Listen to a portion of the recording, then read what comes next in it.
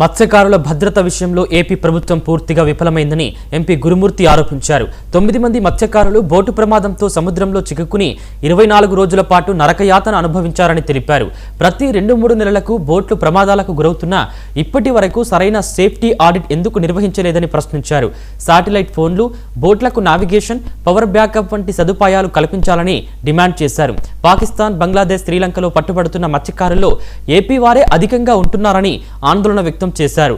మత్స్యకారుల భద్రతపై ప్రభుత్వం తక్షణమే చర్యలు తీసుకోవాలని గురుమూర్తి డిమాండ్ చేశారు. అంబేద్కర్ కోనసీమ జిల్లా ఓడల రేవు దగ్గర నుంచి బయలుదేరినటువంటి బోటు పేరు Shri Muthyalamma, registration number IND AP E8 MO 135 అనే బోటుకు సంబంధించి ఈ బోటు దాదాపుగా 8 నుంచి 9 మందితో బయలుదేరింది.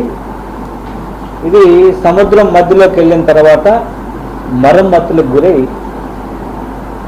బంగ్లాదేశ్ సరిహద్దు వైపు కొట్టుకుపోవడం ప్రారంభించింది. దాదాపుగా 20-24 రోజుల పాటు వాళ్ళ పరిస్థితి అత్యంత దయనీయంగా మారింది. సముద్రంలో దీనికి సంబంధించి ఈస్ట్ కోస్ట్ స్పీడ్ బోట్స్ అసోసియేషన్కి సంబంధించినటువంటి అధ్యక్షులు వాసుపల్లి జానకిరామ్ గారు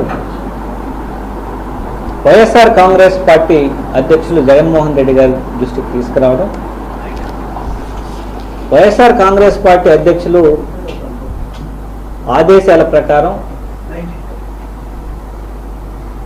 అమిత్ షా గారికి కానీ, డిఫెన్స్ మినిస్టర్ రాజ్నాథ్ సింగ్ గారికి కానీ, అలాగే ఎక్స్టర్నల్ అఫైర్స్ మినిస్టర్ జయశంకర్ గారికి, అలాగే శ్రీలంకన్ ఇండియన్ ఎంబసీకి, బంగ్లాదేశ్ ఇండియన్ ఎంబసీకి, మయన్మార్లో ఉన్నటువంటి ఇండియన్ ఎంబసీకి అన్నిటికి కూడా